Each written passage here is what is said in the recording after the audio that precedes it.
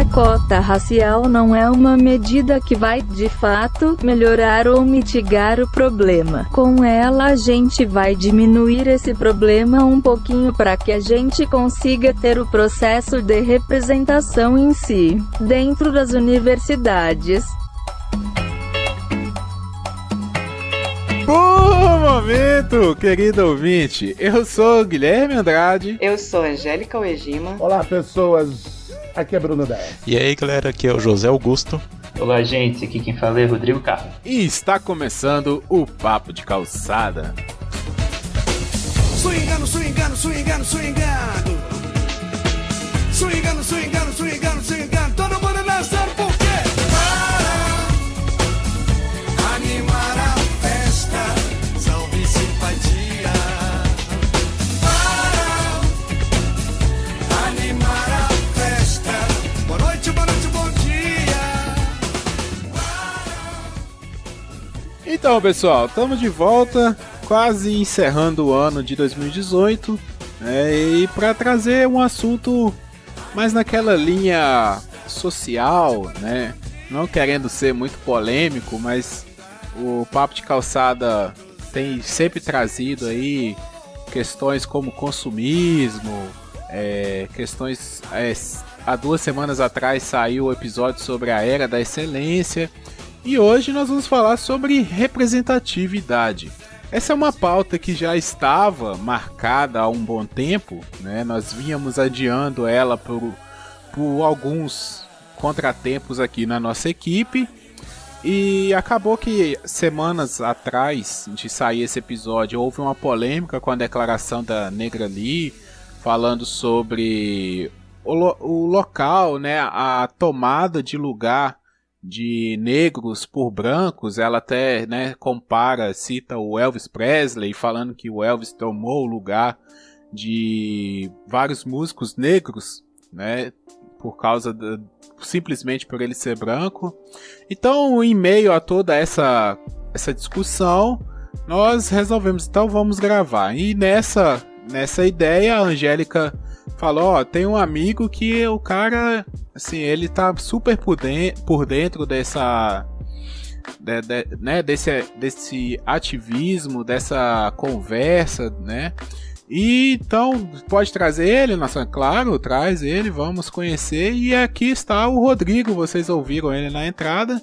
Eu vou pedir ele para se apresentar, falar quem ele é, o que ele faz, e para já, né, puxar esse assunto aí, o que é essa representatividade, o que impacta, né? Quais são o que a gente pode ganhar, né, com a representatividade, por que ela é importante. Então, diga aí, Rodrigo, quem é você, e já vai emendando o assunto aí, porque a gente deve falar sobre representatividade aqui hoje. Pois é, muito feliz de estar aqui, primeiramente, né, agradecer o convite de todo mundo, de Angélica, que trabalha junto comigo lá na Universidade Federal, que já começa falando um pouquinho do que eu sou.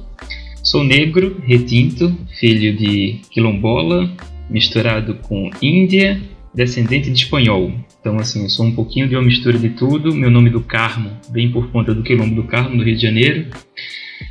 Sou biólogo, fiz mestrado e doutorado em Ecologia na Universidade Federal de Pernambuco e recentemente passei para professor substituto dessa mesma universidade. Então, leciono por lá há um pouco tempo agora, mas trabalho na área de Ecologia de Comunidades e Ecossistemas dentro da academia, não deixando para trás, por obviedades, a minha grande vontade de ser ativista negro nesse momento em que o Brasil vive, inclusive, né? A gente já tem uma dívida histórica, o Brasil tem uma dívida histórica por conta do racismo gigantesca, e a gente precisa falar um pouquinho mais sobre isso, né? O termo de representatividade é muito bem tratado, precisa ser muito bem tratado agora, porque, diferentemente do que falou o Thiago Leifert, por exemplo, em um tempo passado no Big Brother, não que eu acompanhe, mas por estar dentro de um movimento negro aqui de Recife, a gente está começando a fazer um coletivo negro, na verdade, né? O Thiago falou que essa questão de representatividade aí não precisa ser falada não para justificar a saída de uma representante negra de dentro do reality, né? Lá. Eu acho que a representatividade ela precisa ser pautada sim, porque a gente precisa ter referências, né? As referências que são contadas para a gente quando jovem ou na formação dos nossos saberes, dos nossos conhecimentos, são de única via, né? A gente tem uma cultura muito eurocêntrica e falta essa visão do que é o outro lado. E aí a gente pode falar de várias coisas, né? Tudo que é vindo de África, por exemplo, é demonizado. E olha que você está falando com um cristão aqui. E a questão da representatividade, então, ao meu ver, pode ser tomada de diversas formas, né? A gente pode falar num contexto social, a gente pode falar num contexto religioso e num contexto étnico, com certeza. E aí, pessoal, vocês, os outros participantes, o que vocês têm para falar sobre representatividade? Qual a ideia de vocês aqui hoje? Eu gostaria de fazer um adendo, não um adendo, né, mas a minha participação dentro desse episódio e dessa discussão, que eu faço parte do grupo que acredita que isso precisa ser valorizado. Eu nunca entendi por que a gente não aprende, desculpem, a questão do panteão africano nas escolas, por exemplo, né? Então, tudo bem, a gente ouve falar da mitologia grega, porque isso tem uma importância grande na construção das questões ocidentais, mas o Brasil, né, tendo tanta influência em música, em comida, do panteão africano, e aí a gente não aprende nada sobre ele. E aí isso me incomoda há bastante tempo, e a vida foi correndo, foi levando, e eu fui parar dentro, né, da religião do candomblé.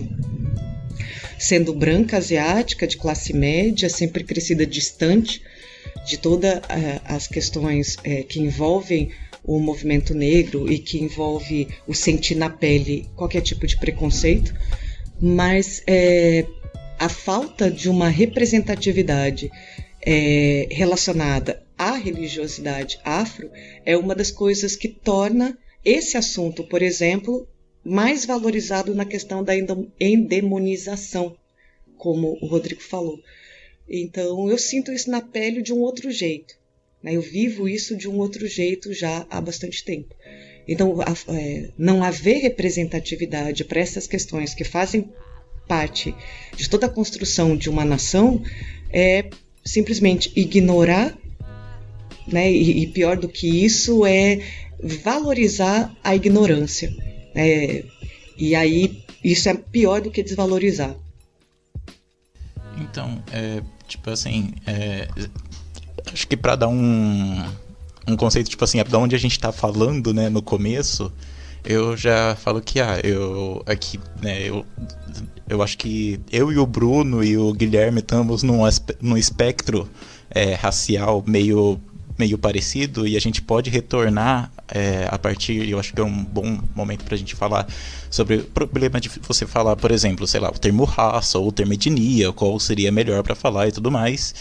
E além disso, tipo assim, eu sou, como eu disse, né, tipo assim, eu acho que, eu não sei se o Bruno e o Guilherme também não estão nesse espectro, mas eu sou um cara pardo, e tipo assim, onde eu moro, eu sempre fui considerado como branco, sabe, que eu moro numa região mais periférica da cidade aqui, eu moro no interior de São Paulo e tudo mais, então sempre fui considerado como branco, até eu entrar na faculdade, sabe, e passar a me identificar como negro.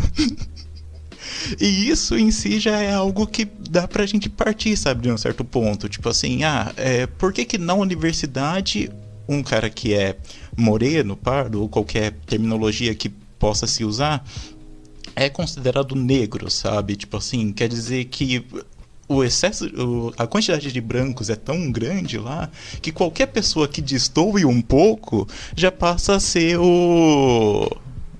considerado negro. Eu tenho duas coisas, né, para falar. Até a partir de uma das coisas que a Angélica falou assim, por que se a gente tem toda essa carga que a gente de herança, né, de uma cultura africana, por que a gente não aprende isso, né? Pra você ter uma ideia, você precisou de uma lei 10.639 de 2003 para, entre aspas, obrigar o professor a falar sobre, né, os estudos, sobre cultura, sobre arte, sobre religião, afrodescendentes, né?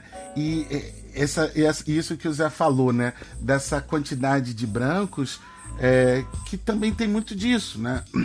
A maioria dos brasileiros não se vê negra, vamos dizer dessa forma, né? Mesmo descendentes de negros, se por acaso saem com um tom de pele mais claro, ou mesmo como o meu caso, branco mesmo, a minha pele é branca, mas o meu biotipo é negroide,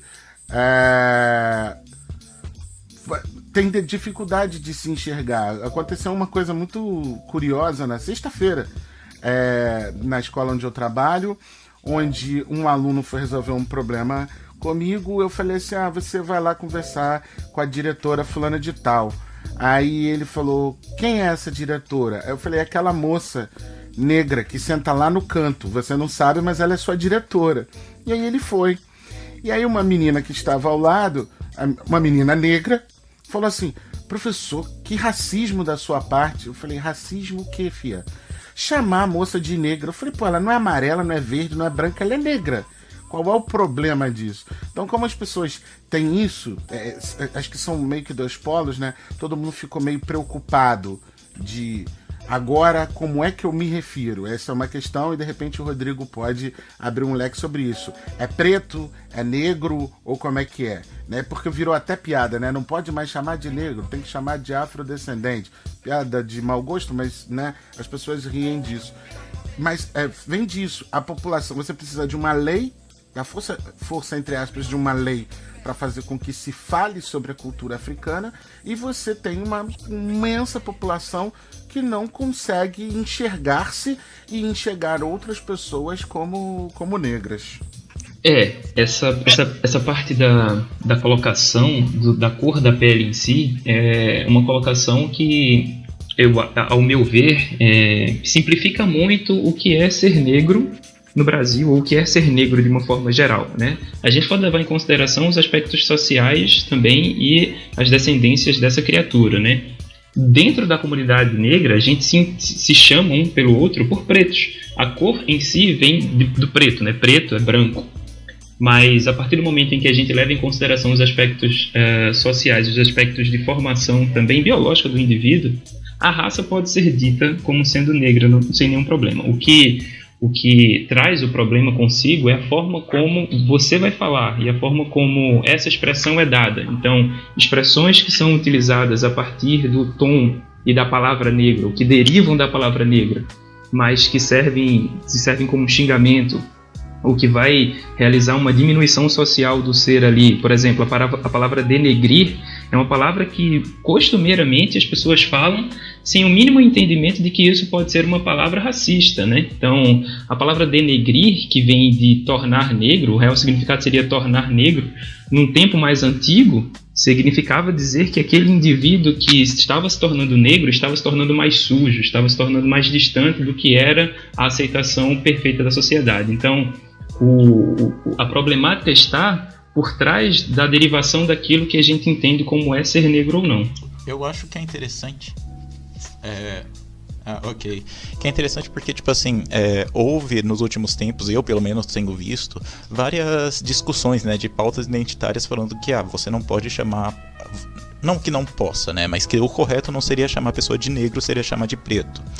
Porque, e até tem um vídeo que é bem famoso, que circula no Facebook direto, sabe, sobre um cara falando, se não me engano ele é um pesquisador da Angola ou algo assim, falando que coisas que são ruins geralmente são, isso tratando num nível mais simbólico, né, coisas que são ruins geralmente são mais voltadas à palavra negro, né, que tipo assim, quando você tem a peste é negra, quando você, mercado negro, e quando você fala de alguma coisa boa, você fala que é preto, né? Por exemplo, quando você tem um carro, o seu carro não é negro, o seu carro é preto. Se você ganha uma grana, é uma grana preta, sabe? E tudo mais. E eu acho que, tipo assim, isso daí rola muito. Eu não sei se a gente... O que, na verdade, não é reclamando disso. Pra mim, a pessoa pode se identificar, ok. Mas só que eu acho que rola muito daí uma autovigilância, sabe? Tipo assim, de que, eu não posso falar negro porque daí eu vou estar sendo racista. Quando, na verdade, se você reduz a isso o racismo, você tá tirando ele de toda uma relação estrutural que existe na sociedade, sabe? Que é o que você falou, não é justamente a palavra que você usa, mas muitas vezes como você usa ela. Exatamente. E aí tem um outro lance muito importante também que pode ser levado em consideração, que é um dos espectros do racismo em si, que é o racismo institucional, né? A gente no Brasil agora vive de uma forma muito institucionalizada o racismo em si, nas suas diversas facetas. E aí isso vai muito do que você acabou de falar. Sim, né? Porque, tipo assim, você tem várias relações sociais que são moldadas por isso, que, tipo assim, o Bruno até pode falar isso, né, como historiador, que, tipo assim, muitas das nossas relações sociais são moldadas desde a época do Brasil colônia. Então, é muito difícil você desconstruir isso, e eu acho que é prepotência, de certo modo, você achar que mudar uma palavra vai acabar com isso, sabe? Então, por exemplo, eu mesmo posso falar que, sei lá, eu já vi em ambiente de trabalho em que um patrão que era branco chamava os empregados de meus pretos, sabe? Porque ele inclusive falava que era errado falar negro, e aquilo me incomodava muito. Sim, então, nesse caso tem a possessividade no meio aí, né, do pronome meu. Sim. Que isso? É a coisa do senhor mesmo, né? Do senhor da casa grande. Então, e as pessoas, e o que eu acho mais engraçado é que as pessoas não notam isso, sabe? As questões das relações de poder que se tratam pelo modo social que a gente se configura. Por exemplo, ninguém... Não, Zé, por favor. Assim, eu acredito, entende? Eu acredito que as pessoas não vejam, mas eu não me conformo, porque isso é muito descarado, muito. Desculpa ter te cortado, mas nossa, tem umas... Como que as pessoas são incapazes de ver isso? Então elas são incapazes de ver isso como brancos, né? Não, aí, agora começou a luta a luta racial falando. Mas eu acho que, tipo assim, entra muito daquele fato, sabe? De que quem não vai se importar com certas políticas é geralmente quem não é atingido por elas. Você, branco, que tá ouvindo aí, eu não tenho nada contra você, ok? Mas é que é muito difícil, é mais difícil, por exemplo, sei lá, eu acho que para uma pessoa que não sofre preconceito, ela notar essas sutilezas que gritam para certas pessoas, sabe? Sim, posso falar de experiência própria, então? Eu, apesar de eu ter parentes negros, né, eu tenho um avô que era negro. Eu tenho tios que têm a pele mais escura do que a minha. Não chega a ser, né, negro forte, assim, a pele bem preta, mas é moreno. E, né, e como você disse, dependendo de onde você tá, aquela pessoa realmente é considerada negra. Eu tenho uma pele bem branca, muito branca mesmo. Vocês me viram aqui já no vídeo, e assim, eu sou branco, apesar de ter essa descendência. E eu nunca percebi nada, sabe? Assim, a gente realmente passa desapercebido por determinadas coisas. A gente não sabe, não percebe. E hoje eu namoro uma mulher que é negra, né? Ela é baiana, ela é negra. E assim, é a partir do momento que eu comecei a conviver com ela e comecei a andar com ela nos mesmos lugares que eu já frequentava, que eram de maioria branca, eu comecei a perceber, sabe, alguns olhares, algumas coisas assim, sabe quando você percebe? Dá pra perceber, sabe, que a pessoa não tem um impacto, assim, dependendo do lugar, sei lá, se você chega num ambiente, num shopping, sabe, dependendo da loja que você entra, a pessoa já te olha assim, diferente. Um ambiente de igreja, que é de maioria branca, uma igreja católica, que eu sou católico. Então as pessoas, apesar de já terem negros ali, sabe, mas não olha do mesmo jeito, sabe. Por eu ser branco e estar com uma mulher negra, as pessoas olham de um jeito de tipo assim, né? Um branco com uma mulher negra, negro tem que se relacionar com negro e branco com branco, sabe? Esse tipo de coisa assim que às vezes a gente percebe, sabe?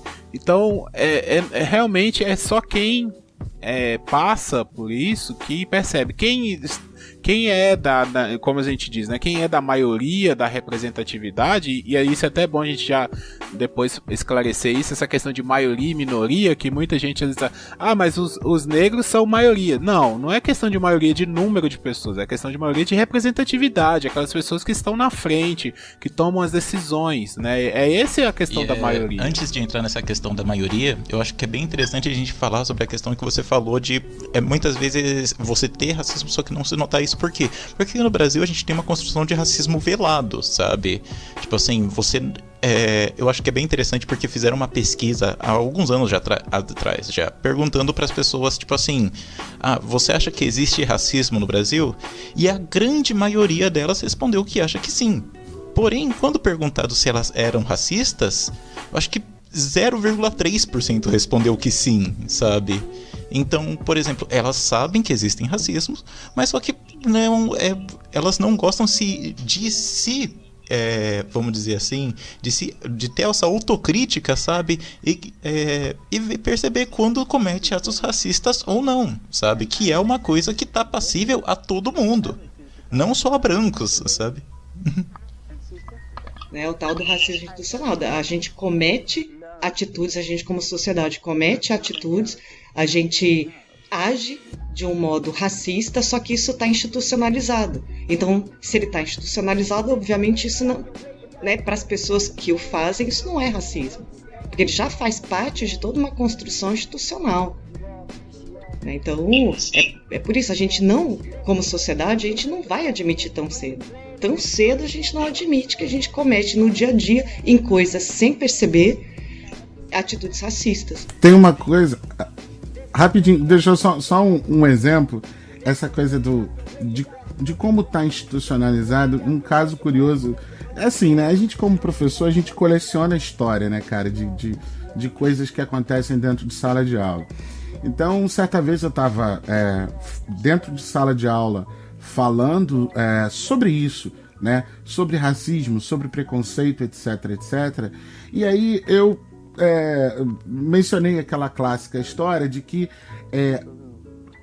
costumeiramente a gente, se estiver andando na rua à tarde da noite e vê um indivíduo negro, você já passa a andar mais desconfiado ou mais temeroso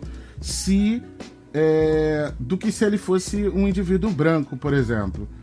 E uma das respostas mais, sei lá, surreais que eu já recebi foi de um aluno muito negro e ele era não tem uma outra classe.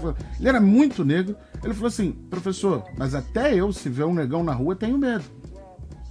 Então, assim, a gente, essa institucionalização do racismo, ela é um processo histórico de que a gente construiu um temor do negro, e eu acho que esse temor, ele não é nem que ele se justifique, né?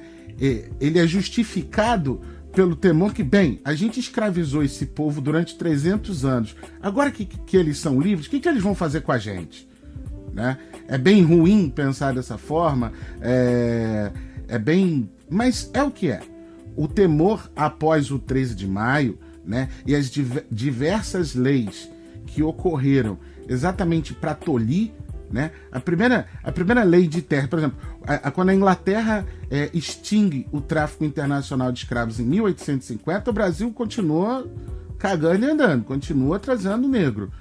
E a primeira lei de terras, em 1865, proibia que cativos ou negros libertos pudessem ter terras. Então, assim, a gente foi institucionalizando também o medo da merda que a gente já fez. Quando as pessoas não entendem a tal da dívida histórica que se tem com o povo negro, me dá uma raiva, porque, assim, velho, eu disse isso no remix que eu fiz no Dia da Consciência Negra. Você pode até não ter escravos hoje, mas de alguma forma algum antepassado seu teve. E você não precisa caminhar muito. Se você for aí caminhar 3 ou 4 gerações para trás, um antepassado seu ou foi escravo ou escravizava alguém. Não tem como fugir disso aqui no Brasil, tendo em vista que a libertação oficial dos escravos só tem 130 anos. É um negócio meio absurdo. Mas vai, Zé, me interrompi seu pensamento. Não, o que eu ia falar tá bem próximo disso. E, aliás, eu acho que corre muito também um risco das pessoas de falarem, negros também são racistas. E eu não vou negar isso. Também eu falar que eu não vou negar só meio prepotente, né? Mas beleza, porque eu mesmo não sou negro retinto. Mas eu acho que é muito interessante a gente perceber todo o discurso que, como a gente tá usando, né, a palavra do dia, gente, estrutural.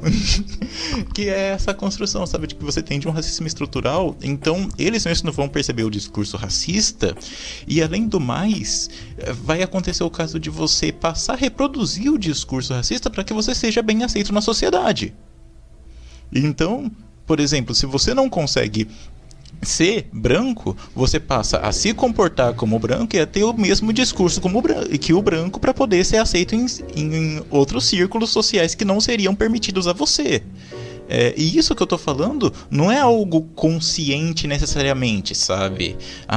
O cara para pra pensar e falar, eu vou me... Sim, é um método de sobrevivência, porque do contrário, ele vai sofrer represália, sabe? Ele vai ser o cara que vai ser parado pela polícia não só por ser negro, mas sim por, sei lá, agir de uma certa forma que não é de acordo com um certo padrão de sociedade. Ele vai ser o cara que não vai ser admitido numa entrevista de emprego e tudo mais. E eu acho que é aí que a gente já pode entrar na questão do valor da representatividade, né? Da importância da representatividade.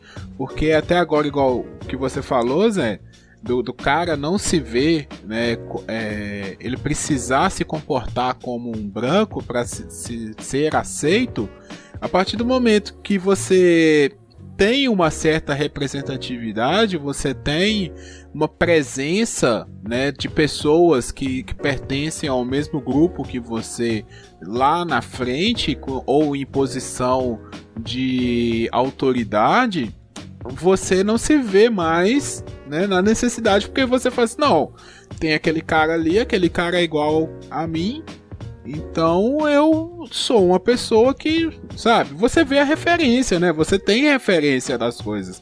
Então, enquanto a gente vê apenas o negro como ladrão, como o operário lá, né, do chão de fábrica, o pedreiro, o catador de lixo, porque infelizmente são essas as posições que muitas vezes são impostas, sabe? E quando você fala, por exemplo, em vamos colocar cota nas faculdades, cotas, né, raciais, porque para ter mais negro. Mas aí o negro não está, ele é diferente, você está considerando ele como menos. Mas não, cara, não é isso, não é a questão dele ser menos ou mais, não é questão disso, é questão de a gente precisa fazer alguma coisa para iniciar uma mudança, né? Para você colocar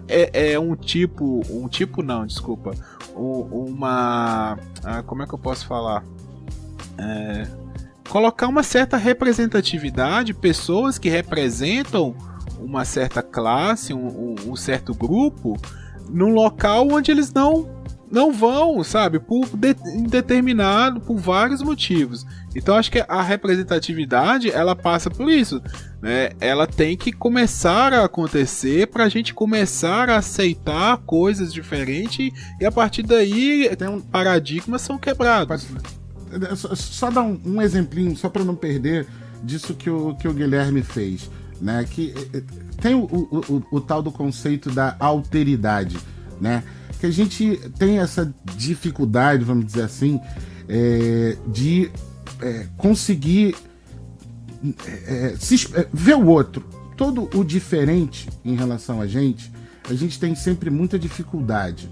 Isso é humano, vamos colocar dessa forma.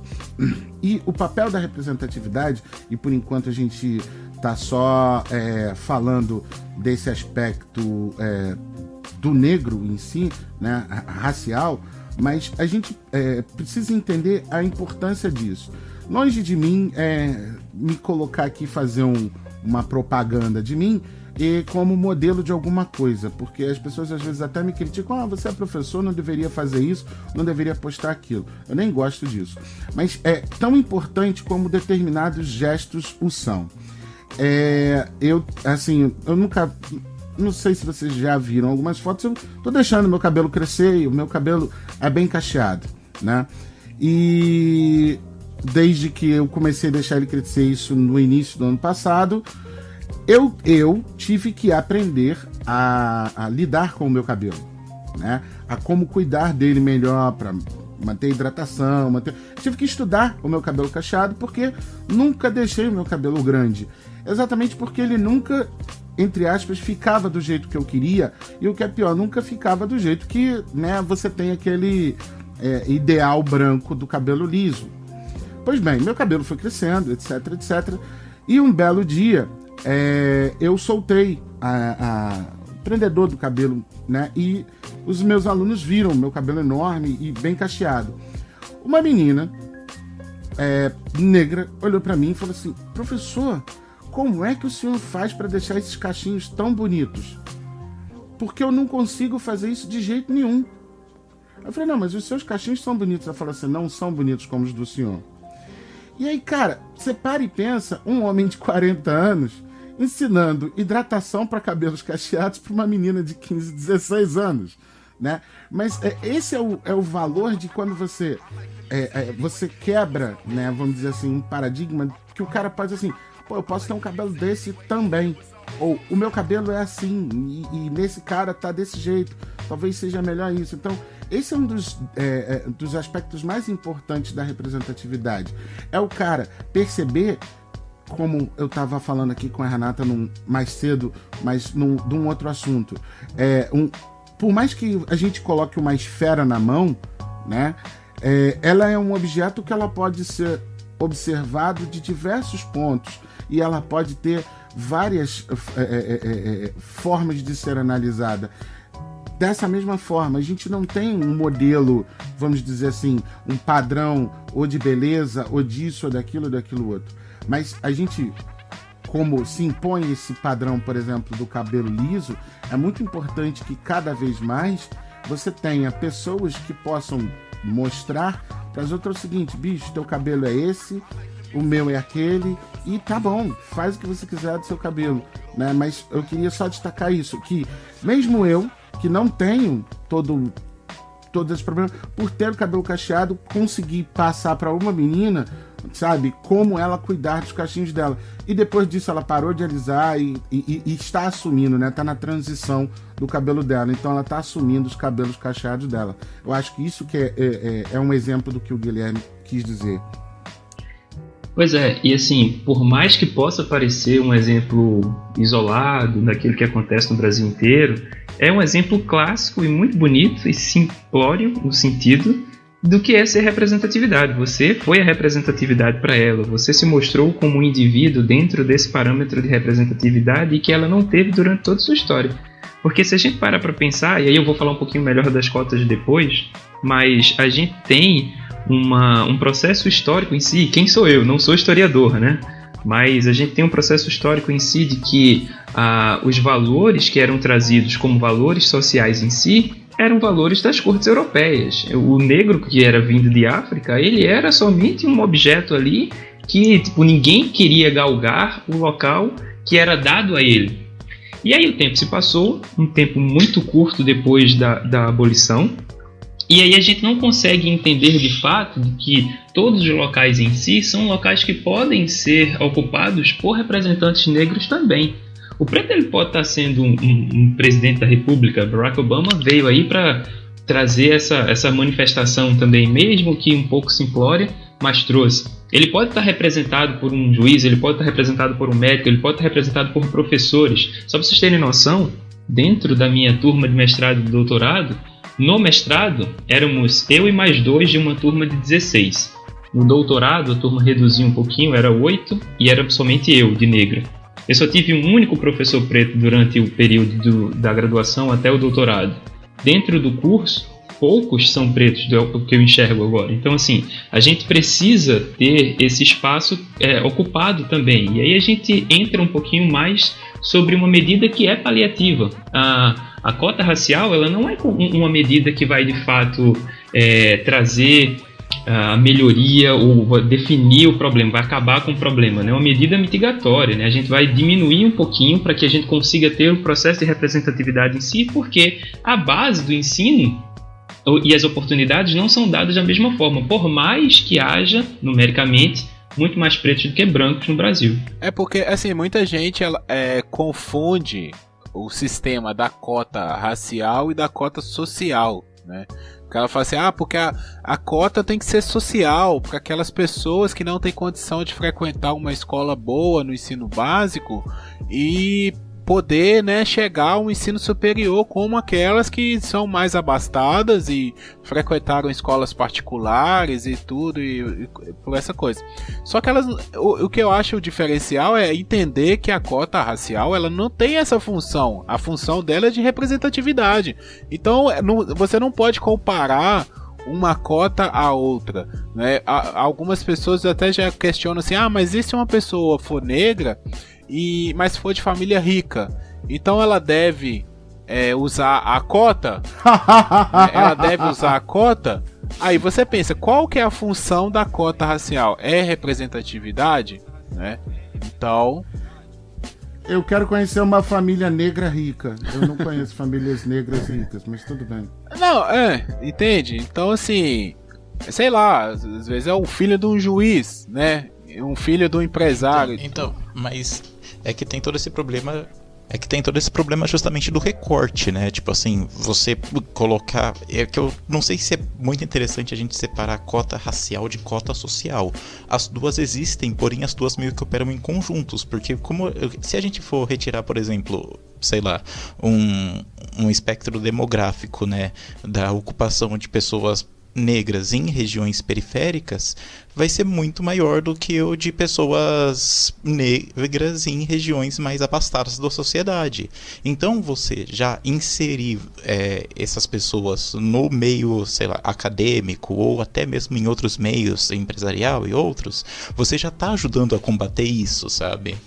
Justamente não só a diferença de raça entre os meios, entre as classes sociais. Mas o que eu digo, Zé, não é questão de separar uma coisa. Eu digo assim, a função da cota, sabe? São cotas com funções diferentes.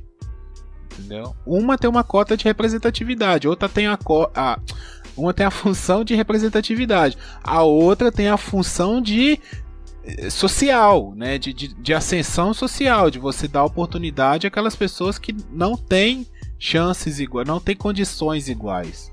Isso é tão enraizado na gente como um problema que dentro das próprias universidades isso é muito contestado.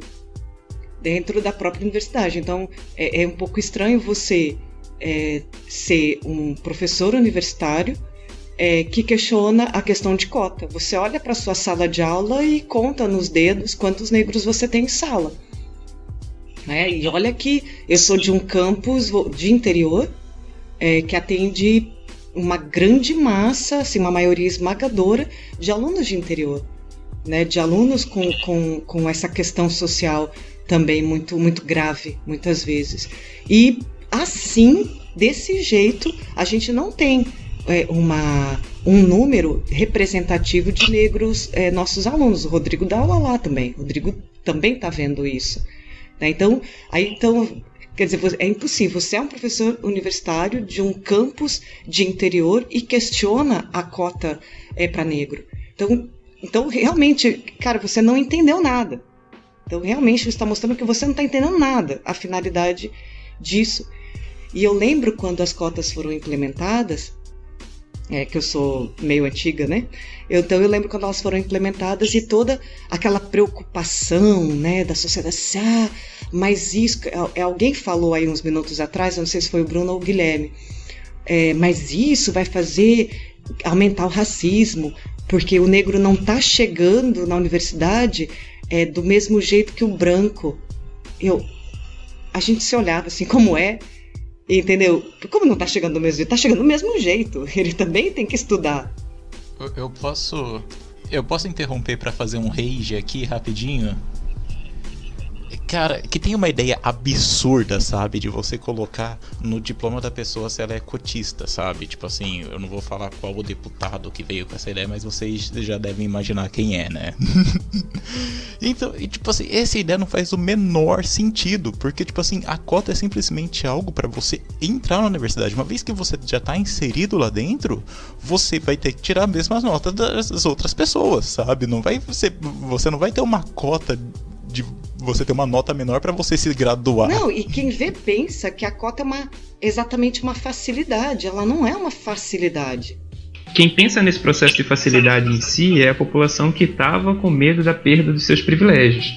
Então, assim, a gente começa a entender que possivelmente aquela galera que estava sendo contra a instauração da cota nos processos de debates iniciais era majoritariamente uma população branca que estava com medo de perder em si uma vaga possível dentro da universidade em si. Então, assim, a partir do momento em que está começando a entender a perda do privilégio, começa a ficar mais danoso e aí tende-se a ser contra. Né? Ô Rodrigo, deixa eu te fazer uma pergunta.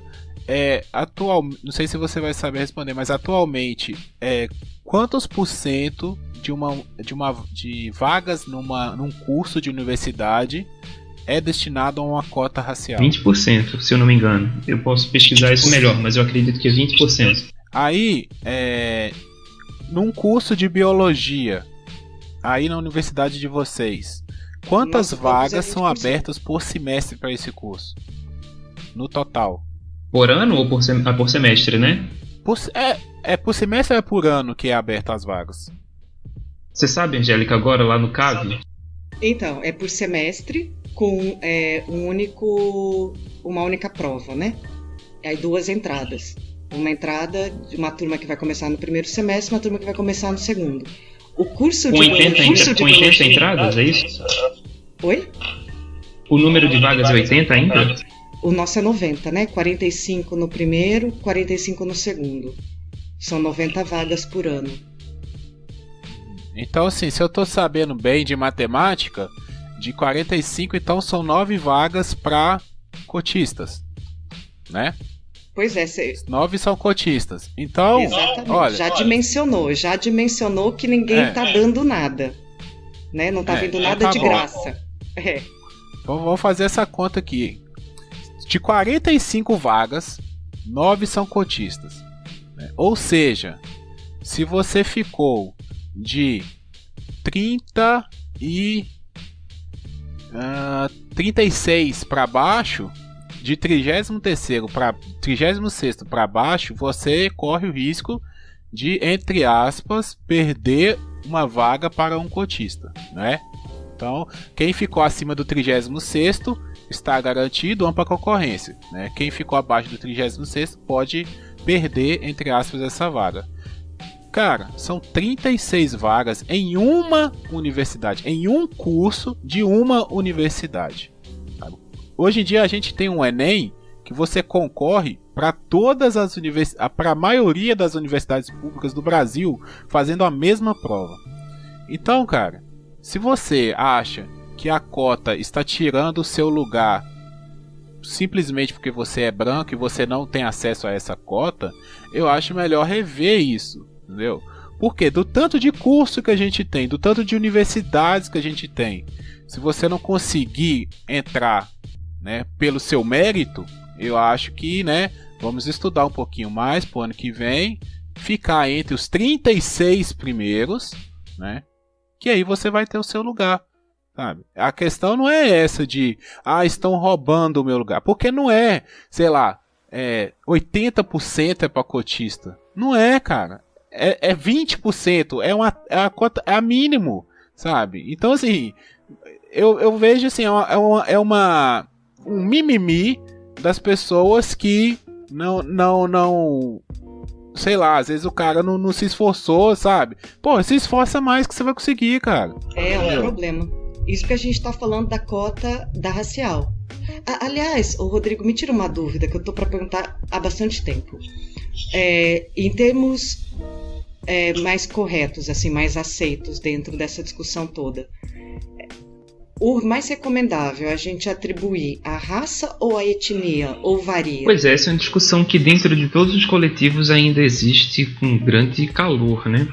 Algumas correntes que acreditam que a etnia pode ser utilizada como sendo a via mais benéfica para o propósito, que é a representatividade em si, levando em consideração que o Brasil é um país que vem de etnias diversas, inclusive indígena. Mas uma outra corrente acredita que a raça pode ser utilizada. E aí a gente entra numa outra discussão de que a raça depende da etnia também.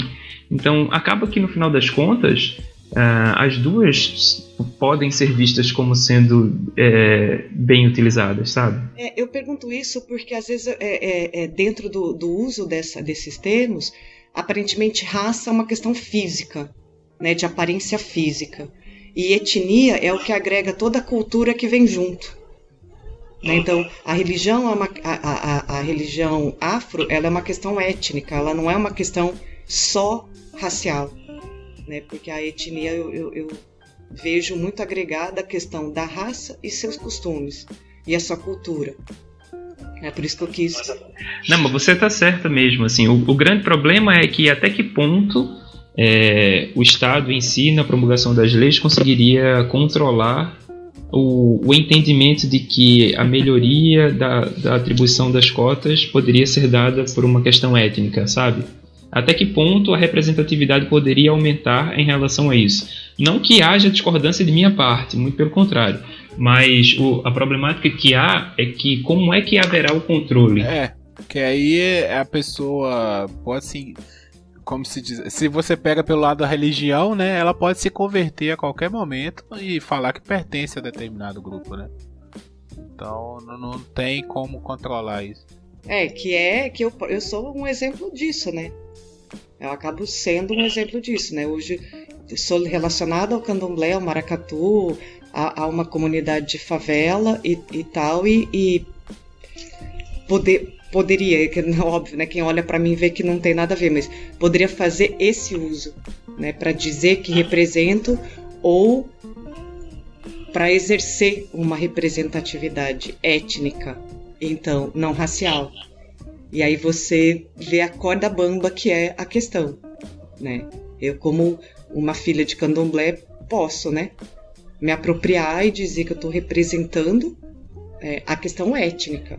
E não é étnica. Pois é, então, eu acho que deve haver uma junção dos termos em si para que a gente consiga entender de forma mais profunda a cota em si, né? A cota étnico-racial pode ser utilizada, sabe? O que é o seguinte, que eu queria falar uma coisa quando o Guilherme estava falando, que é o seguinte, desse povo que reclama tanto das cotas, né? Que é uma coisa que a gente falou mais ou menos no programa da excelência, mas é um negócio que é mais torpe, na minha opinião, que é o seguinte, no programa da excelência a gente fala disso, né, que a gente usa a desgraça alheia como método de comparação, né? O outro a minha vida tá ruim, mas se a vida do outro tiver pior, eu fico bem. Só que tem um outro lado mais torpe disso. A gente vive num mundo que diz o seguinte, o trabalho enobrece o homem, né? E isso é uma falácia, né? Porque a gente sabe que nem todo trabalho é nobre, para começo de conversa, e nem todo mundo trabalha necessariamente naquilo que ou gosta ou que gostaria. A maioria das pessoas trabalha por necessidade.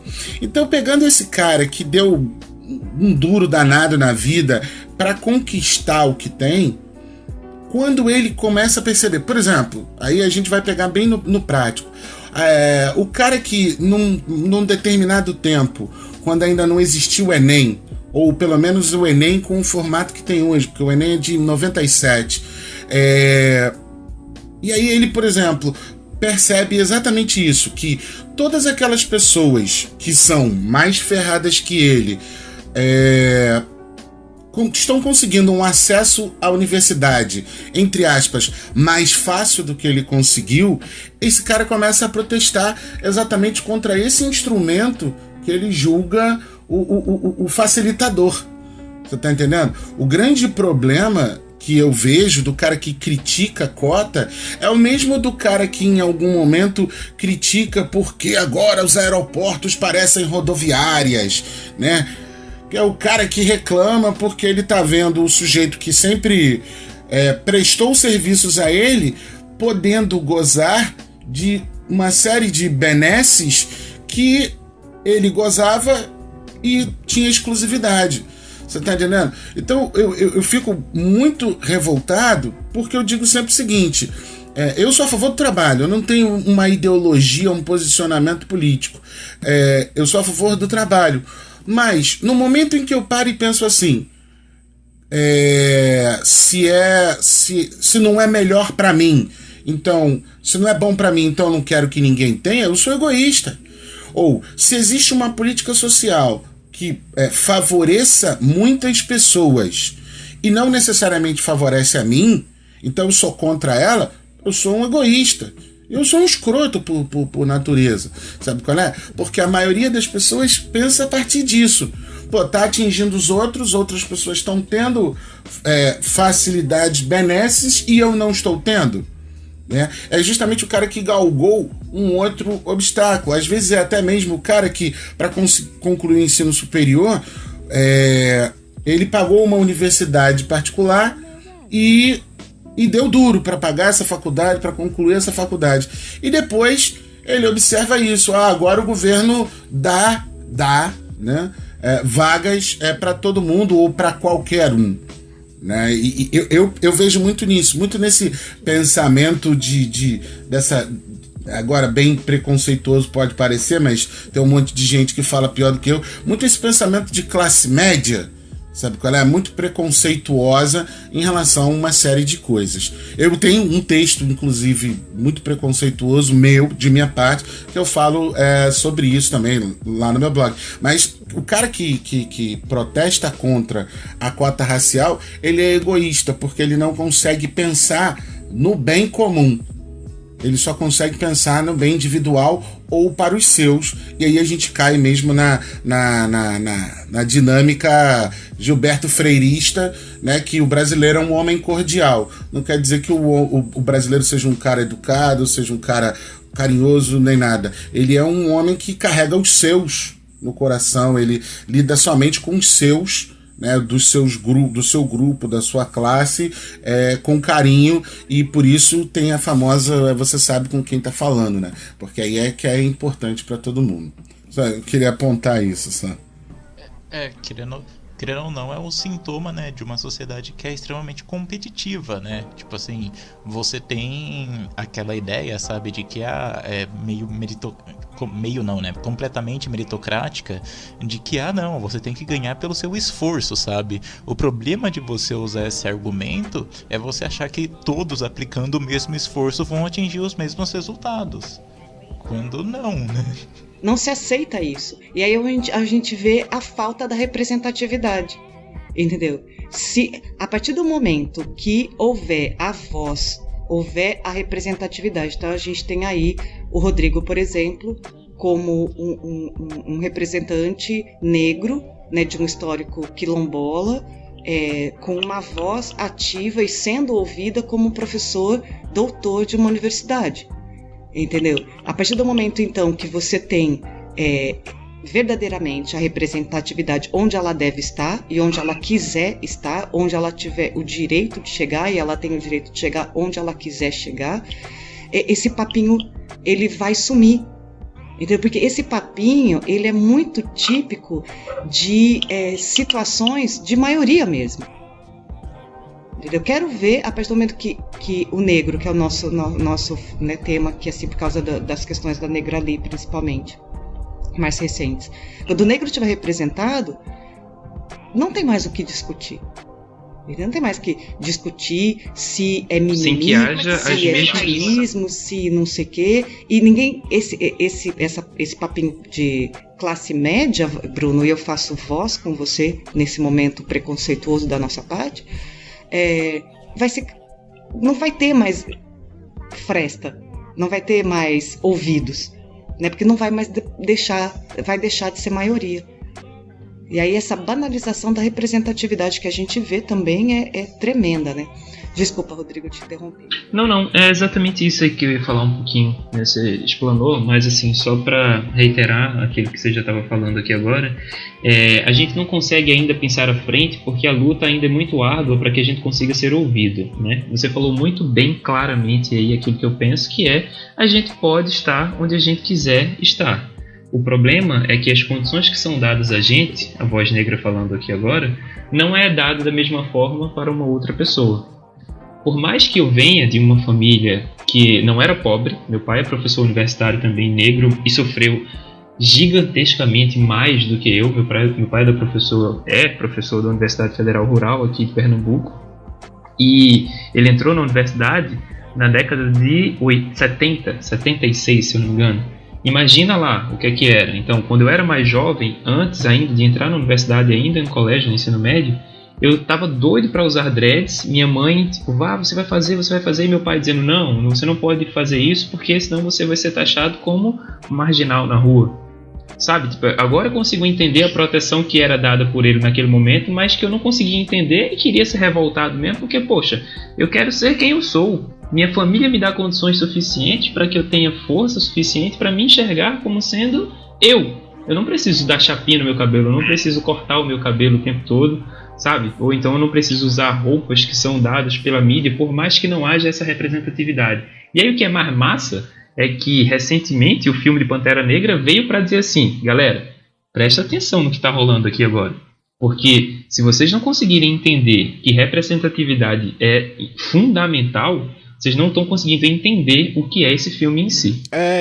Bom que você já puxou a parte que eu estava querendo entrar agora, que é essa representatividade na mídia, né? Na televisão, no cinema, nas propagandas, né? Nas revistas, porque além da questão, né, da autoridade de quem toma a frente das decisões, você parte também do visual, né? Porque a pessoa, tudo bem, agora ela tem voz, mas ela não pode ser quem ela é, né? Como o Rodrigo falou, ela não pode usar o cabelo dela ao natural, pode usar uma roupa da forma que ela quer, né? Tem que ser aquele padrãozinho ali, aquela...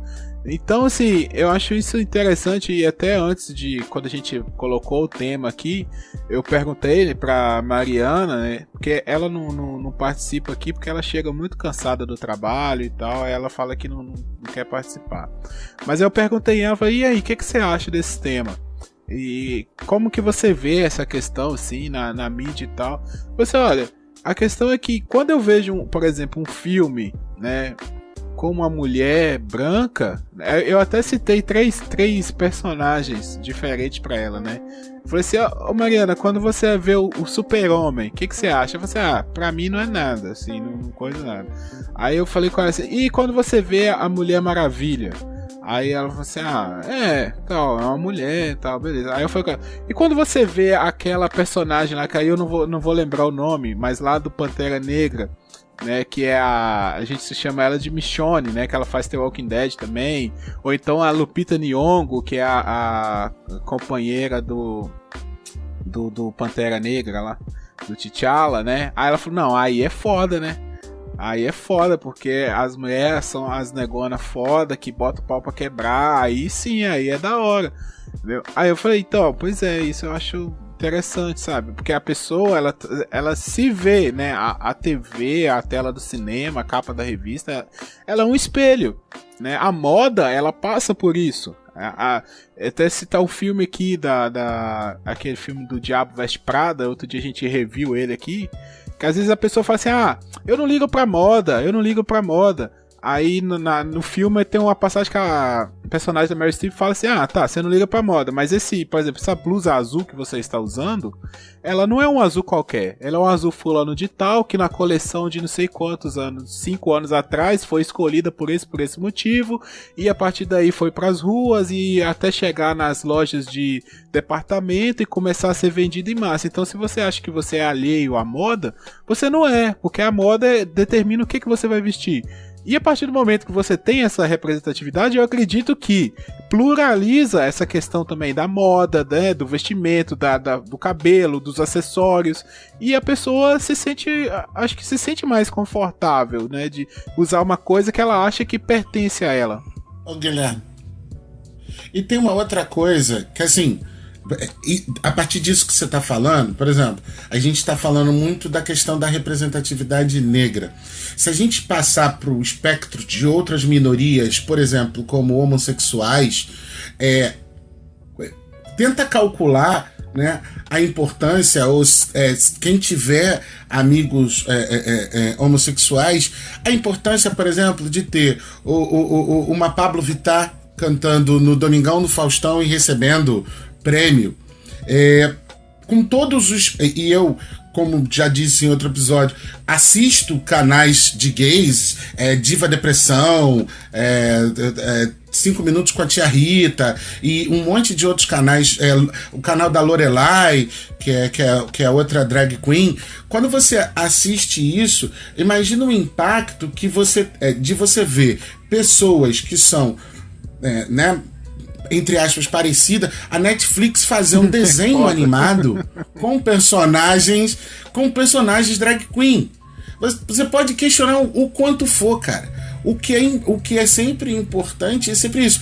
Esse molde que a sociedade, a mídia, o sistema cultural de que a gente faz parte nos coloca, e que é opressor em diversos modos, porque ele diz simplesmente pra você que, assim, se você não tem o cabelo, a roupa, o katsu que for, você não faz parte. Só que você faz parte, e isso que é sempre importante a gente ressaltar em termos do que é a representatividade. Como você perguntou pra Mariana, né? Eu fiquei assim, também extasiado com o filme do Pantera Negra por outras questões, além das que vocês já citaram, porque é o seguinte, aborda muito mais coisas, fala muito mais coisas do que necessariamente tá ali aparecendo, sabe? E eu fico imaginando o impacto. Uma vez vi um vídeo de um garoto se ajoelhar e chorar na frente do ator que representou o Pantera Negra, e falando assim: cara, você não sabe o tamanho da importância do que você fez pra mim. Aí o cara fala com ele: não, por favor, levanta, que não sei o que, não sei o que lá. Ele falou: não, cara, você pra mim agora é uma das pessoas mais importantes do mundo. O cara tá confundindo a pessoa com o personagem, mas o impacto que isso teve na cabeça de um monte de adolescentes, jovens, pessoas confusas acerca da própria raiz, né, da própria origem, deve ter sido um negócio, sabe, fantástico e muito bom para todas essas pessoas. Inclusive para desmistificar um pouquinho daquilo que a gente vem trazendo e falando aqui dentro do Brasil em si, né? A gente já falou isso no início dessa conversa agora, de que o que vem de África é perigoso, do que vem de África é demoníaco, ou é ruim, ou é pobre, né? Por mais que a gente tenha esse espectro social dentro do Brasil, de que a maioria negra vem de condições paupérrimas ou de condições de desigualdade social gigantesca, no Pantera Negra traz uma ideia de que não é assim, cara.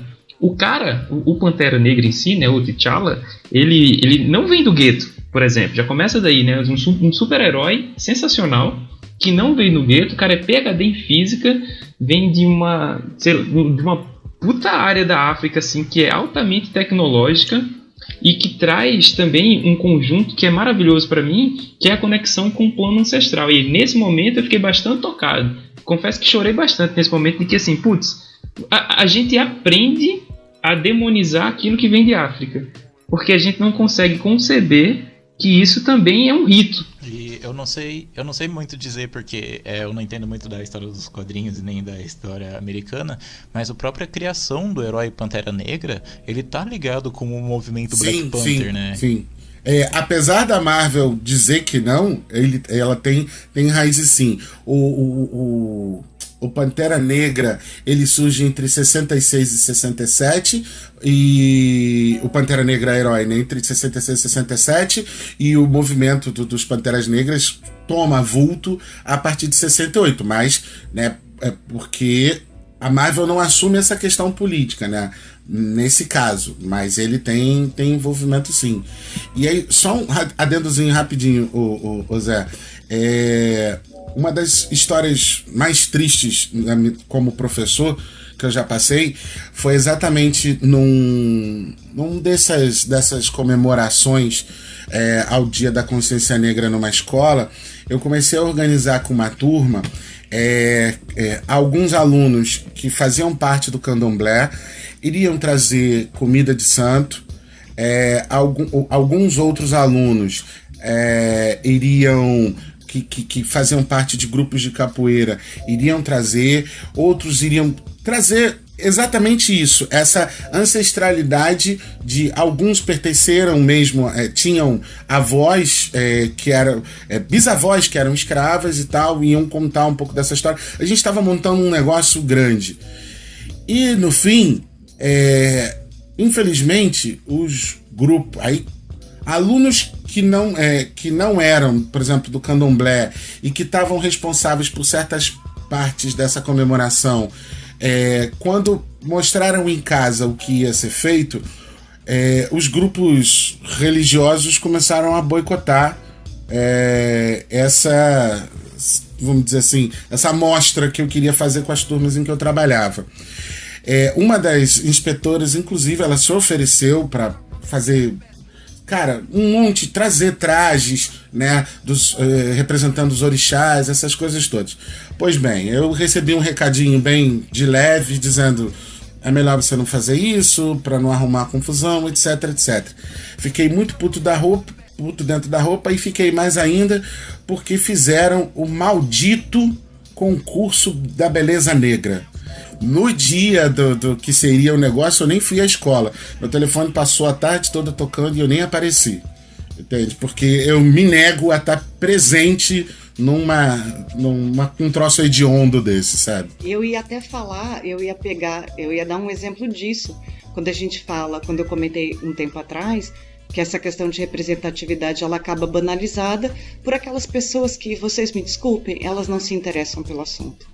Porque tem gente que não quer entender o assunto, né? Porque uma coisa é pecar por não conhecer, outra coisa é se esforçar para permanecer ignorante no assunto. Porque quando fala dessa banalização, é quando fala assim: mas a mulher negra no Brasil ela é muito bem representada. O que é a mulata globeleza? Né? O símbolo do nosso carnaval, assim, mais forte é uma mulata nua, mas ali representando a beleza da mulher negra brasileira. E aí a gente vê outra banalização da representatividade. O deputado que acabou de ser eleito, que eu não sei o nome daquele cara, não é nem que eu esqueci, eu não sei mesmo, no Rio de Janeiro, não é? Aí fala: tá vendo? Existe uma representatividade, os movimentos de esquerda, né? Aquela coisa, né? Não fala isso, não valoriza isso, mas um dos deputados mais bem votados no país é um negro. Qual é o histórico dele? Porque os capitães do mato existem. É o Fernando Holliday. Não é o Holliday. É um que volta e meia aparece com o presidente eleito, segurando ele, como se fosse um guarda-costas. Como que é o nome dele? O Paulo Negão. Então, eu não sei. Mas sempre usa, é o deputado mais bem votado da história dessas eleições no país, não sei o que lá, é ele. E ele é negro. Então, tá vendo? Porque ele é do mesmo partido, né, do presidente eleito. Tá vendo? Não existe racismo, ele tá representado. Cadê as forças da representatividade para comemorar isso? Então, essas banalizações, na verdade, elas me incomodam mais do que a falta da representatividade em si, sabia? Aliás, elas são resultado da falta da representatividade. Né? Achar que não, estamos louvando a beleza da mulher negra brasileira, fazendo dela o símbolo do carnaval. Sim, e nesse caso, eu acho que rola aí o que você falou desse negócio de usar ele como um totem, sabe? Por exemplo, para que eu não sei se dá problema, mas caso der, bipa o nome ou corto o que eu falei, tá, Guilherme? Que é o caso do Fernando Holliday. Que, tipo assim, você pega um cara que tem o mesmo discurso, voltando lá ao que a gente já falou, que é o cara que usa o discurso da sobrevivência, que ele adota, vamos dizer assim, o discurso de uma classe opressora para ser inserido nela, e daí é usado como, olha só, ele não se faz de vítima, sabe? Quando se a gente for pegar esse histórico, ele justamente, tipo assim, teve várias, como posso dizer, dispositivos que forneceram ele estar lá, sabe? Que não foram fornecidos a milhares de outros negros. E a própria questão da globeleza, que falam, por causa da mulata e não sei lá o que, isso é uma noção muito perigosa, que, por exemplo, a mulher negra no Brasil, ela é muito sexualizada. Então, por exemplo, isso partem de, sei lá, vários mitos que são extremamente perigosos, como de que vários homens preferem parceiras negras para sexo casual porque falam que elas aguentam mais, sabe? Era o que eu ia falar. Sim. Agora, o processo de objetificação do corpo, que não é só dado somente para a mulher, né? O homem negro, ele é visto, por exemplo, Sim. como sendo aquele homem parrudo, fortão, pegador. Sim. Né? Assim, o estereótipo de homem negro... E bem dotado, né? Se fala no homem negro, desculpa aí, acho que só maiores de idade acompanham o programa, eu espero, mas sempre se associa a isso, né? Ao homem negro e ao dote, né? O quanto ele é bem dotado. Pois é, então assim... A gente está numa discussão tremenda dentro do nosso movimento, do nosso coletivo, na verdade. A gente está organizando o coletivo de masculinidades negras aqui em Recife para a gente debater mais desses problemas. E um tema, uma pauta que está sempre recorrente é esse processo de objetificação. Eu só queria falar alguma coisinha antes, é que, por exemplo, nesse processo de objetificação também, voltando para o corpo da mulher em si, que não somente sexual, é mercadológico, né? A palavra mulata, por exemplo, de origem mulos, né? Que quer dizer aquele animal híbrido estéril que era utilizado para carregar coisas. Ou seja, você poderia fazer o que quiser com isso, e a palavra mulata vem daí também, que está agregada nesse processo de objetificação sexual, inclusive. Tem muito caminho ainda. Ô, Rodrigo, deixa eu te fazer 2 perguntas, então. Você falou agora aí que participa de coletivos negros, etc. Queria fazer 2 perguntas mesmo cascudas. E aí... pode largar o verbo. Qualquer coisa a gente edita. É que é o seguinte, até uma frase que a gente falou aqui, né? Porque até os negros são racistas, são preconceituosos, etc, etc. Como é que o movimento negro lida com isso? Primeira pergunta. Segunda pergunta é como é que o movimento negro, porque eu sou muito interessado no discurso, como é que o movimento negro combate essa falácia, esse argumento do vocês estão de vitimismo, tem que acabar com esse vitimismo dos negros? Pois é, a primeira pergunta é que, existe de fato, né? Por vários fatores em si. Daquilo que a gente já vinha conversando desde o início aqui, por exemplo, é o fator do racismo institucional, que está arraigado na maioria da população, né? Agora, principalmente, com esses debates, a gente vem tentando diminuir isso mais. E o que já remete à segunda pergunta.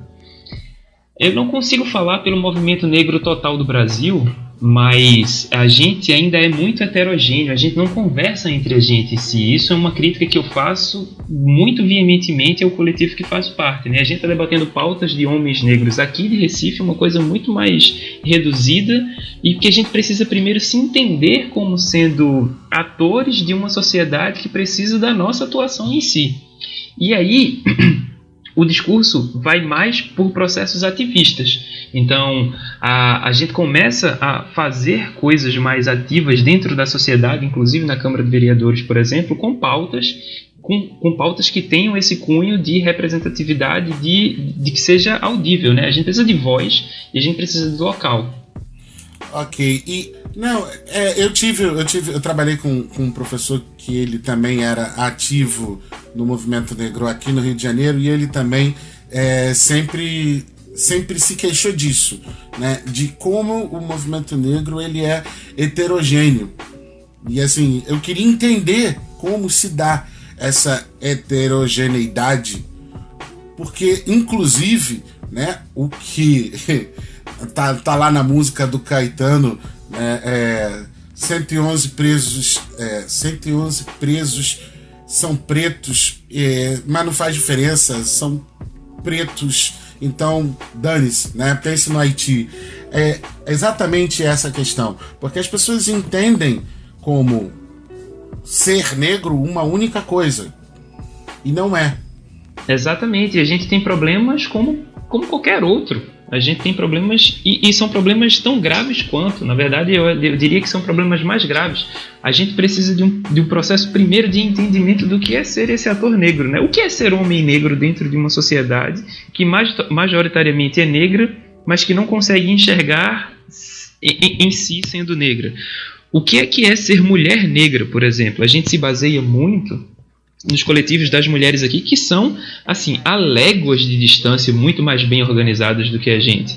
Elas têm uma questão de sororidade, inclusive. Mulheres, né, amiga? Elas são mulheres, pois elas são mais organizadas que a gente. Exatamente. Então, assim, só a questão da sororidade que existe, que elas conversam entre si, que elas não têm problema em enxergar nesses coletivos um local que pode ser um local viável para vulnerabilidade, o que é bacana, porque você não precisa ser aquele homem machão que não chora, sabe? Tipo, a gente está sendo atormentado por várias coisas e a gente precisa desabar isso em algum momento que seja seguro, em algum local que seja seguro. E a gente se baseia muito na organização dos coletivos das mulheres negras, que a gente consegue enxergar na organização delas esse processo. Então, eu acredito que por conta dessa heterogeneidade de pensamentos e de demandas, inclusive, a gente precisa, no primeiro momento, né, o primeiro passo é conseguir se entender, é conseguir se enxergar e quais são as suas problemáticas dentro da sociedade em que você vive.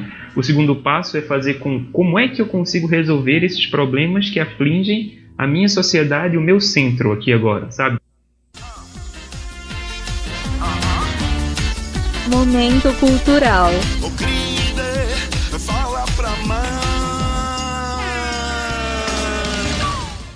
É porque toda essa nossa discussão me lembrou um dos filmes mais emocionantes que eu vi ao longo da minha vida, no geral, tá no meu top filme, tá na minha lista top 10 de emoção, que é A Cor Púrpura.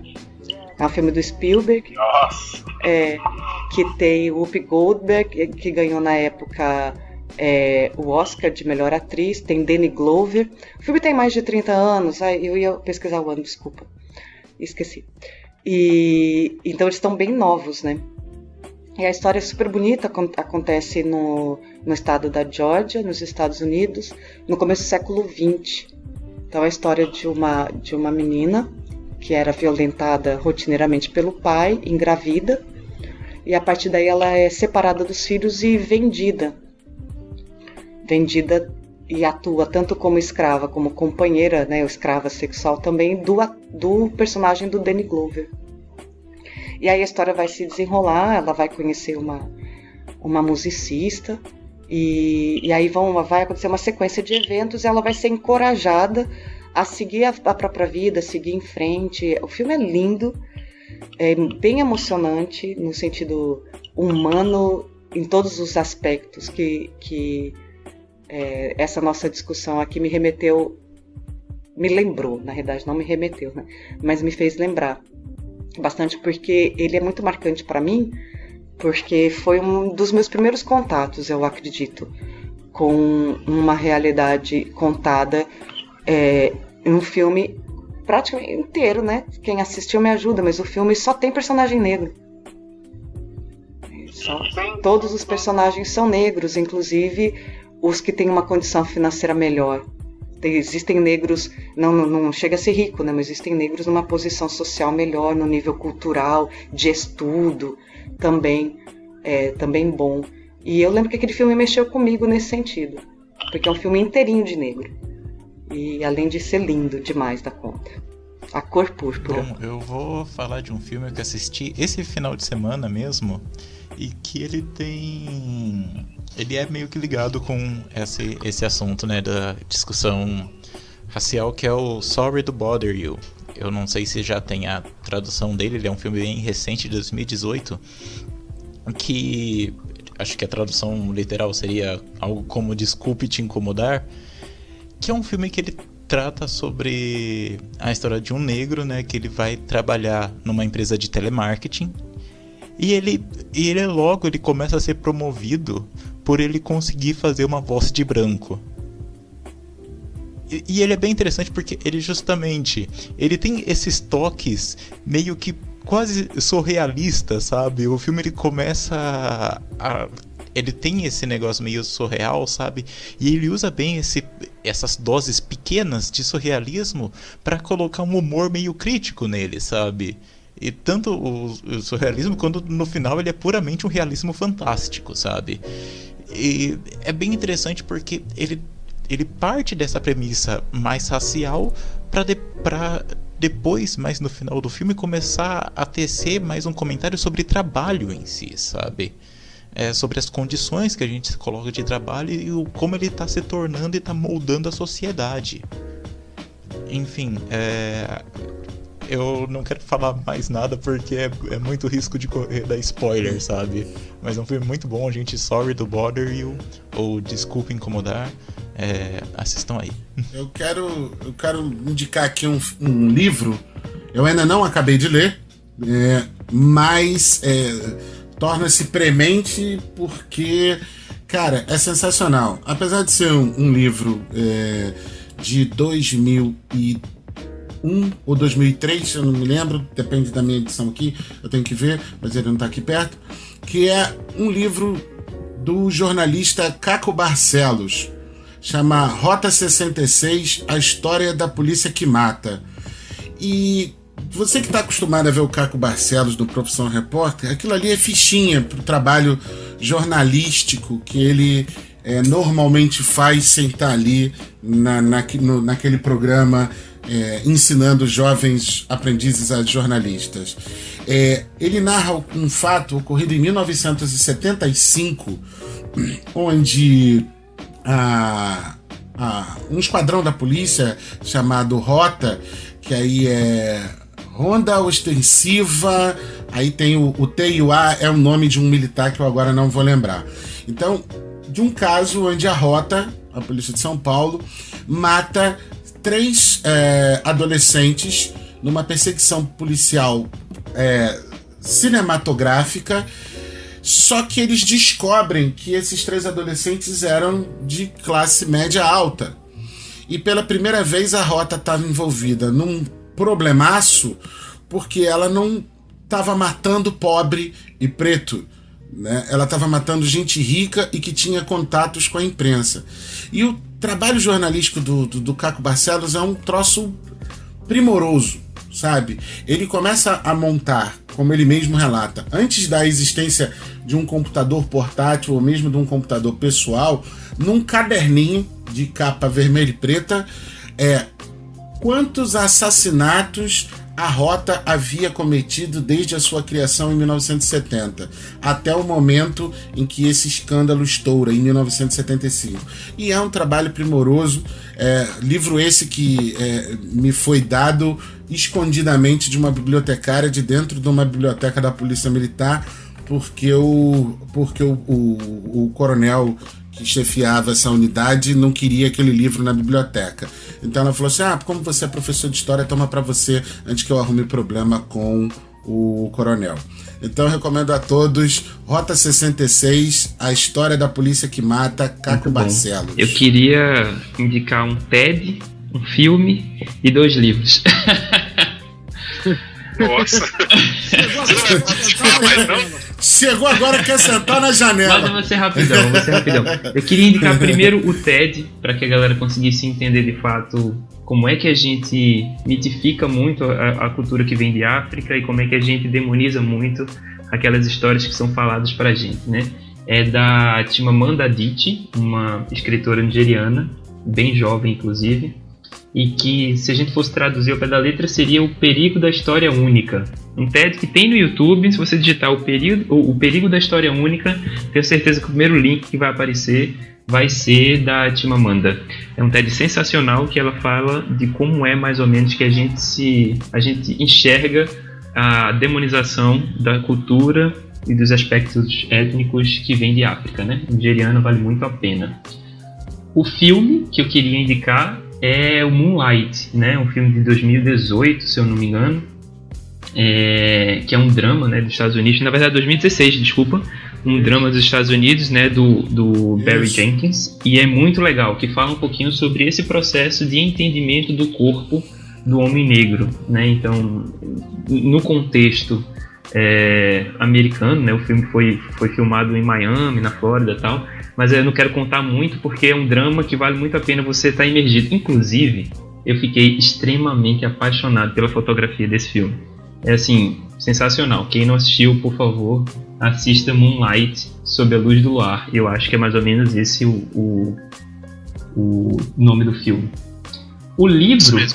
É isso mesmo, né? O livro que eu queria indicar, um deles, na verdade, é da psicanalista Neuza Santos Souza, que é uma baiana psicanalista que escreveu um dos livros que me fez entender que eu precisava atuar um pouquinho mais no Manifesto Negro, né? Nos coletivos negros em si, que é Tornar-se Negro. Tornar-se Negro é sensacional porque ela fala da problemática do que é um clássico, né? Fala dessa problemática que é a aceitação da pessoa negra, né? Eu não vou falar homem, mas da pessoa negra em si e do papel que desempenha essa pessoa negra na conquista da ascensão social. E o que é mais assim fodástico nesse livro é que ela permeia a sua mente a entender que a possibilidade dessa ascensão parte da premissa de que tornar-se negro, na verdade, depende do seu entendimento como branco para se tornar gente. É uma doideira, mas assim, vale muito, muito, muito a pena ler. E o segundo livro, me prometo que eu acabo aqui, na verdade é uma coleção, é um compêndio, que é do MASP, né, Museu de São Paulo lá, que fala um pouquinho das histórias afro-atlânticas, né? São 3 volumes e é bem denso, no sentido de que vai ser pesado mesmo a vista das fotos e do que é narrado em cada uma dessas fotos. É um livro que ele fotografa alguns quadros e conta a história da chegada dos vindos de África para o Atlântico e pelo Caribe ali. E é maravilhoso, assim, tem quadros maravilhosos e histórias que valem muito a pena serem lidas. Tá joia. Espero que você esteja indicando isso tudo, não seja porque você não vai participar mais, né? Mas sim por causa da relevância com o assunto. Às vezes o cara pensa assim, não vou participar mais, deixa eu indicar tudo que eu tenho aqui. Não, brincadeira à parte. Eu queria indicar um filme, assim, cara, eu não sei... Eu fui ver esse filme porque eu gosto muito de filme de esporte. Mas esse filme não é sobre esporte. Ele é sobre algo a mais. É o 42, A História de uma Lenda. Eu já citei esse filme durante alguns episódios aqui. Esse filme marcou muito. Ele conta a história do primeiro jogador negro da Liga de Beisebol Americana. Em 1947 ele foi contratado pelo Brooklyn Dodgers e até então os negros eles jogavam uma subdivisão do beisebol. O beisebol ele já não é um esporte tão praticado por negros, né? Assim como o basquete ou o futebol americano. Então se existia ali uma série B, vamos dizer assim, né? E a Major League ela era frequentada apenas por brancos ou estrangeiros. Então conta essa história, imagina, né? Foi o primeiro, então o beisebol ali no interior, né? No sul dos Estados Unidos e tal, nas excursões, o que esse cara não passava. Vale muito a pena. O ator que interpreta o personagem principal é o Pantera Negra, né? Eu não sei pronunciar o nome dele direito. Aqui tá falando que é Chadwick Boseman. Deve ser mais ou menos isso, mas é o Pantera Negra, o mesmo ator que faz o Pantera Negra. Então vale muito a pena, é um filme bem legal, assim, mostra muitas coisas interessantes. Antes da gente encerrar, essa semana a gente teve 2 comentários lá no blog, então eu gostaria de lê-los rapidinho aqui. O primeiro é da Maíra Oliveira, tá? Ela comentou sobre o episódio de filmes assistidos em 2018. Ela disse: olá pessoal, demorei um pouco para ouvir esse episódio, mas ouvi ontem e gostei bastante. Foi bom para lembrar os filmes que eu tinha visto esse ano e os que estão na lista para ver, né? Sobre a Aniquilação da Netflix, eu digo que vale a pena ler o livro também.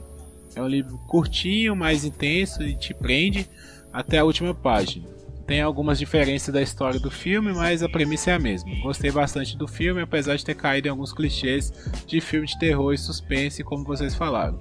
Mas também acho que isso acabou acontecendo porque talvez seria difícil adaptar algumas cenas do livro para o filme Aniquilação.